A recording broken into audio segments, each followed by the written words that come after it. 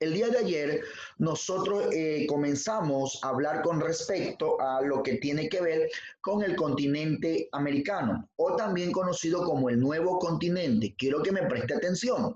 Algunos estudiantes, cuando les he hecho preguntas, me he dado cuenta que han estado desatendiendo la clase, están escuchando lo que pasa a su alrededor y esto hace que no presten atención. Desde hoy en adelante, cuando yo pregunte y no sepa, le voy a poner 0 en las actividades individuales de clase, porque no está prestando atención. Continuemos. Voy a compartirles mis diapositivas para trabajar la clase del día de hoy. Hoy nosotros vamos a estar hablando, veo algunas cámaras apagadas, esos que tienen cámaras apagadas, por favor encenderlas. Vamos a estar hablando hoy sobre el relieve, hidrografía de América. Relieve, hidrografía de América. Como usted ya sabe, el relieve tiene que ver con la superficie que tiene el continente americano. Nosotros no podemos decir que el continente americano es totalmente plano. No. ¿Por qué? Porque tiene elevaciones como montañas, como cordilleras, como volcanes. ¿Sí? Entonces, por esta razón, no podemos decir que el relieve de América es plano, es una planicie. No, es un relieve uniforme porque tiene elevaciones, como tiene valles, como tiene desiertos. ¿Cuál será nuestra destreza? Identificar el relieve de la hidrografía y la hidrografía de América mediante el estudio de mapas y datos investigados. Datos importantes con respecto a América. Es el segundo continente más grande y aparte de esto, de ser el segundo continente más grande, aún también es el segundo en tener mayor cantidad de habitantes después de Asia. Sabemos nosotros que el continente asiático tiene millones de habitantes. En este caso, el continente americano pues también tiene una tasa muy alta de habitantes. Cuando ya hablemos en el clima y en el estilo de vida, vamos a ver cuántos habitantes ellos tienen. Posee una diversidad de pisos climáticos. Cuando hablamos nosotros de una diversidad de pisos climáticos, quiere decir que cuando nosotros viajamos, ¿verdad? Salimos de nuestra localidad, de donde nosotros vivimos y tal vez en menos de hora y media podemos estar en un lugar muy frío, en un lugar que tal vez es menos caluroso que el que nos encontramos ahora. O dentro de 3 o 4 horas podemos estar en un clima totalmente de páramo, el cual es extremadamente frío. Y si seguimos subiendo, ¿verdad? En lo que respecta a la cordillera interandina de los Andes, vamos a encontrar elevaciones muy grandes, las cuales pasan de los 6.000 metros de altura, y esto pasa de los 6.000 metros de altura, y esto ocasiona, ¿verdad?, que se organicen y se desarrollen un sinnúmero de pisos climáticos. Los pisos climáticos pues son aquellos que nos van a diferenciar de otras localidades o de otras partes del país o de otros continentes. Una vez más volvemos a tener el mapa físico. En este mapa físico nosotros vamos a observar. Quiero que usted observe plenamente lo que yo le voy a hablar, porque ya mismo le puedo decir a cualquiera, ubíqueme tal montaña, ubíqueme tal lugar, ¿sí? Por ejemplo, lo que más sobresale en este mapa físico del continente americano es el relieve. El relieve está desarrollado. Vamos a comenzar por la parte norte. La parte norte es la parte superior de la imagen. En esta parte superior podemos observar que aquí encontramos el océano glacial ártico. El océano glacial ártico. Miren los océanos que bañan al continente americano. Tenemos el océano Pacífico por el lado de acá y por el otro lado el océano Atlántico. O sea, tenemos que 3 océanos bañan en gran manera al continente americano. Por la parte norte tenemos al océano glacial ártico. En la parte de acá, de la costa del Pacífico, ¿verdad? Tenemos, o en la parte oeste tenemos al Pacífico y en la parte este tenemos al océano Atlántico. Ahora, las cadenas montañosas que encontramos al norte de América, países como Alaska y Estados Unidos. Atraviesa esta cordillera o esta cadena montañosa rocosa. Las montañas rocosas se encuentran entre Alaska y entre Estados Unidos. También tenemos en esta parte que casi bordea el Océano Pacífico la cadena costera. Es otra cadena montañosa, pero que es de menor tamaño. Dentro de estas elevaciones pasamos y encontramos las grandes llanuras. Cuando hablamos de llanuras son lugares bajos, ¿sí? Son lugares bajos, de tierras muy bajas, grandes llanuras y planicies. Aquí podemos observar pues, unos cuantos ríos como el Missouri, el Mississippi, el Yukon, el Gran Lago del Oso, que son vertientes que sobresalen. Tenemos en la parte, casi en la parte este, tenemos los montes Apalaches. Los montes Apalaches, que son también elevaciones, pero de menor tamaño que las cordilleras y que las grandes montañas rocosas. Montes Apalaches, llegamos a la parte central de América. Recordemos que al continente americano le dicen también las Américas. ¿Por qué le dicen las Américas, Ariana Vergara? Le dicen las Américas porque está América del Norte, América Central y América del Sur. Gracias, Ariana.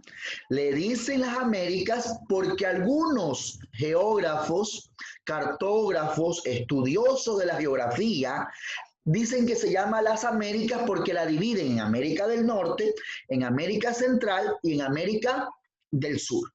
Entonces, en América Central tenemos estos datos importantes. En América del Norte, en América del Sur, que es la parte baja, porque la central es bien pequeña y la mayoría de sus países son pequeñitos y hay un sinnúmero de islas que se llaman las islas del Caribe. Todas estas islas que están aquí se les denomina las islas del Caribe. Ahí encontramos a Cuba, encontramos a Puerto Rico, encontramos a República Dominicana, encontramos a Haití, las Bahamas, las Bermudas. Cuando nosotros bajamos a América del Sur, vamos a encontrar la cadena montañosa, la cordillera de los Andes. La cordillera de los Andes, le decía yo el día de ayer, que es la segunda más grande, más extensa y más alta que hay ¿dónde? En el mundo. La primera es la Himalaya y la segunda es la cadena montañosa de los Andes. Esta cadena montañosa que atraviesa de norte a sur al Ecuador, de a norte a sur, mire, aquí está el Ecuador, esta pequeña parte que se ve aquí es el Ecuador, norte de esta parte superior viene, mire, viene desde acá, da la vuelta, baja, pasa Ecuador, algo de Venezuela, algo de Colombia, Ecuador, Perú es el país que lleva gran parte, Perú, Bolivia y una pequeña parte de Chile. Ahí encontramos la cadena montañosa o la cordillera de los Andes. La cordillera de los Andes. Y en la parte, ¿verdad? Y en la parte de aquí que no podemos observar, aquí no lo distingue el mapa, al Ecuador, el río que más le sobresale es el río Guayas. Recordemos que el río Guayas, Verde Soto, deje de conversar. Verde Soto, deje de conversar. El río Guayas es el que más sobresale en el Ecuador. ¿Por qué? Porque es la unión de dos ríos, forman el gran río Guayas, que desemboca ¿dónde? En el Océano Pacífico. El río Guayas es formado por el río Babahoyo y el río Daule. ¿Sí? Continuemos, por favor.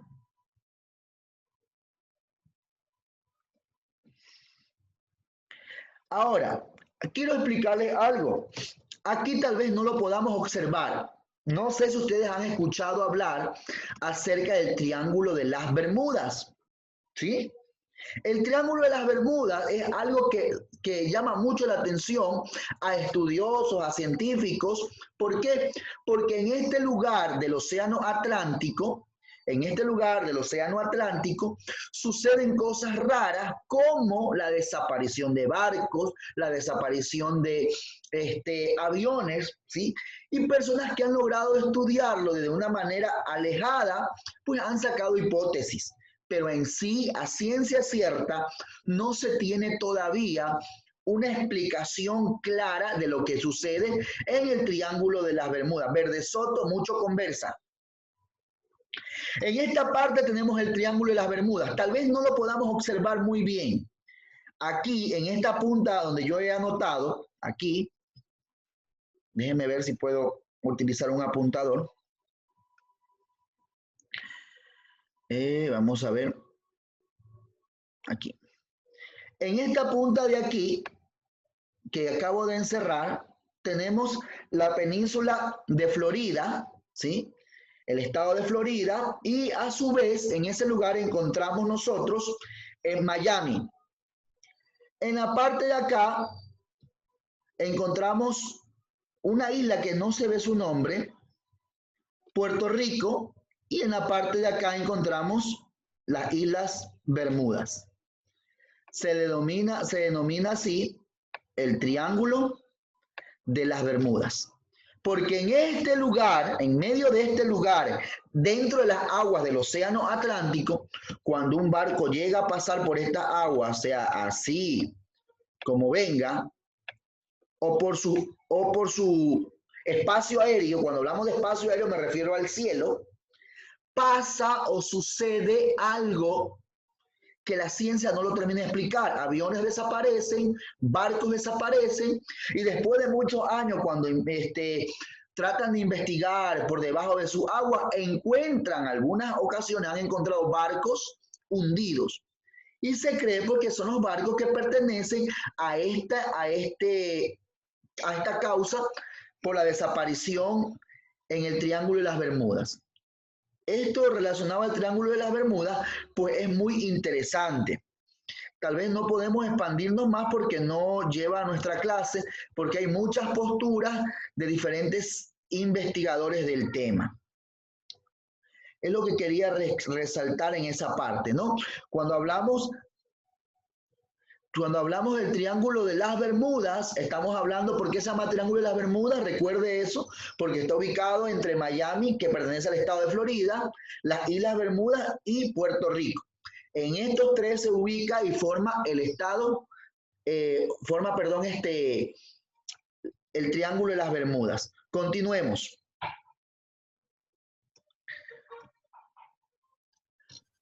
Dentro de esto teníamos la cordillera de los Apalaches. Voy a pedirle por favor que me ayude leyendo Dana Tigrero, cordillera de los Apalaches.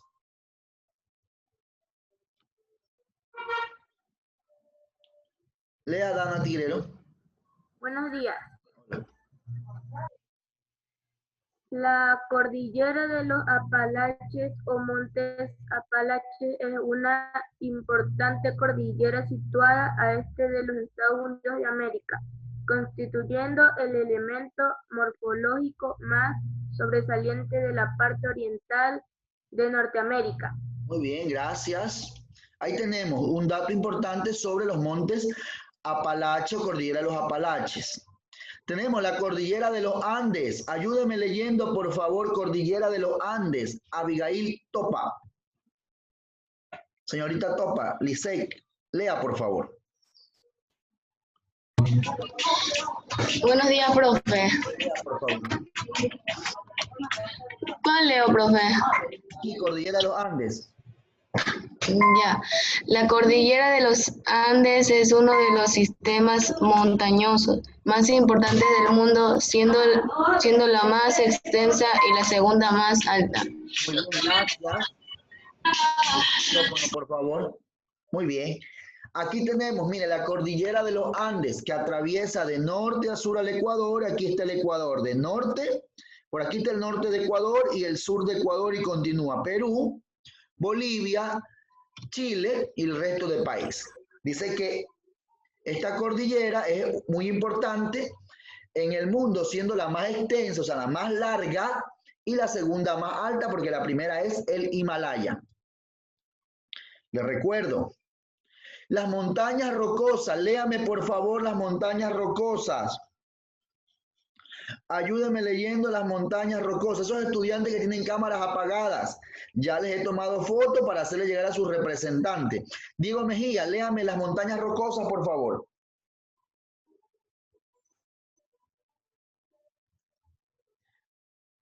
Activa tu micrófono, Diego. Buenos días, profesor. Buenos días. Lea, por favor, joven. Las montañas rocosas o rocosas es un sistema de cordilleras situado en Norteamérica que ocupa la parte occidental. En inglés su nombre es Rocky Mountains o Rockies. Eso. Siga, siga, por favor, siga.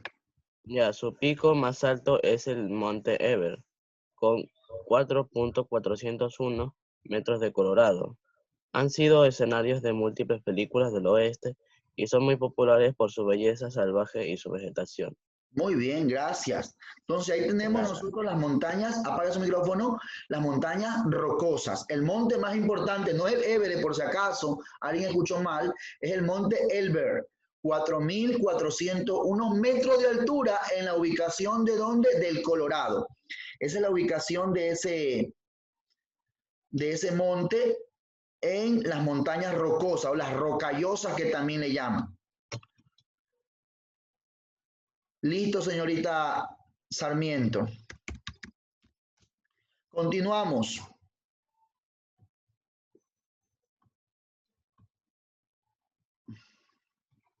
Tenemos hidrografía. Dentro de la hidrografía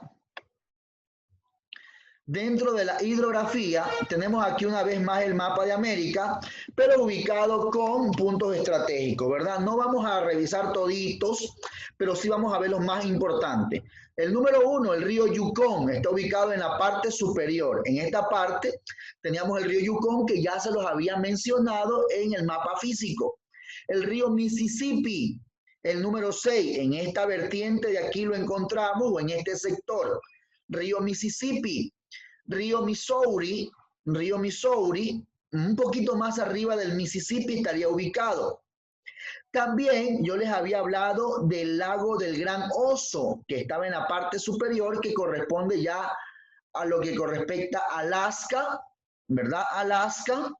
Aquí tendríamos el lago del Gran Oso.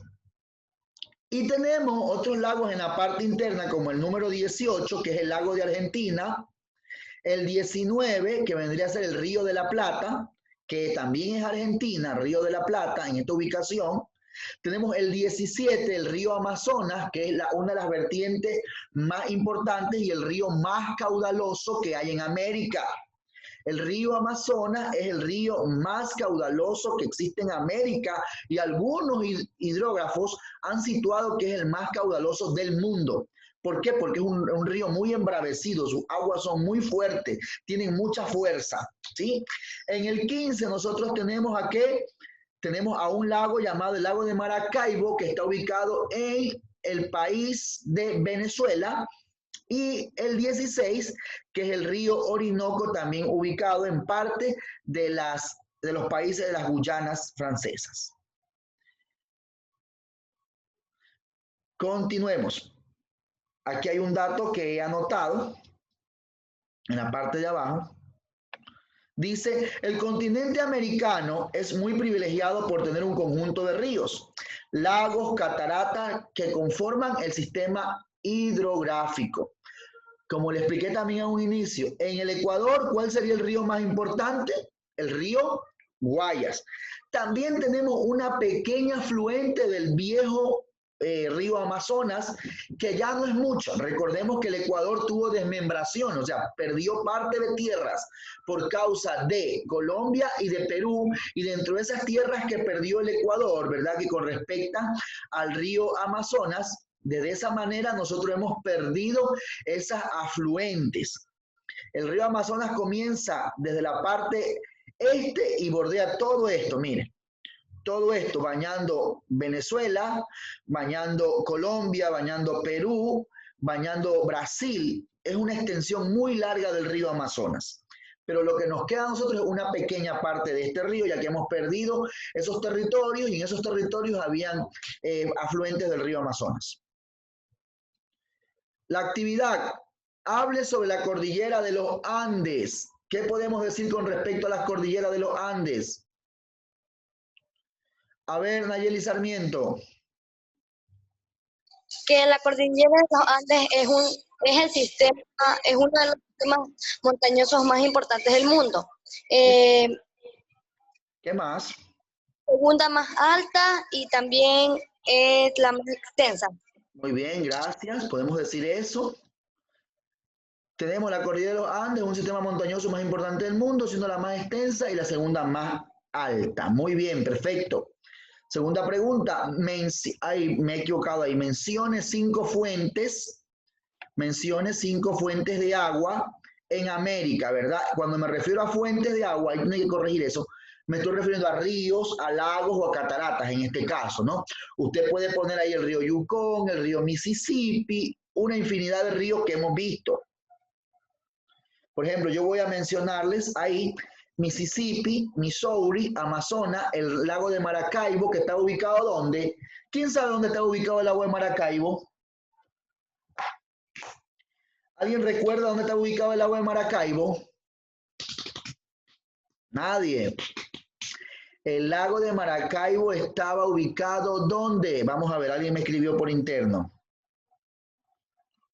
Lago de Maracaibo, Venezuela. Muy bien, Deyanira. Muy bien, Elizabeth. Muy bien, Alison. Hasta ahí nomás, nadie más entra. El lago de Maracaibo está ubicado en Venezuela, exactamente. Río Guayas en el Ecuador. El Missouri, el Mississippi, ¿dónde se encuentran? En los Estados Unidos, ¿verdad? Y sus aguas se reparten.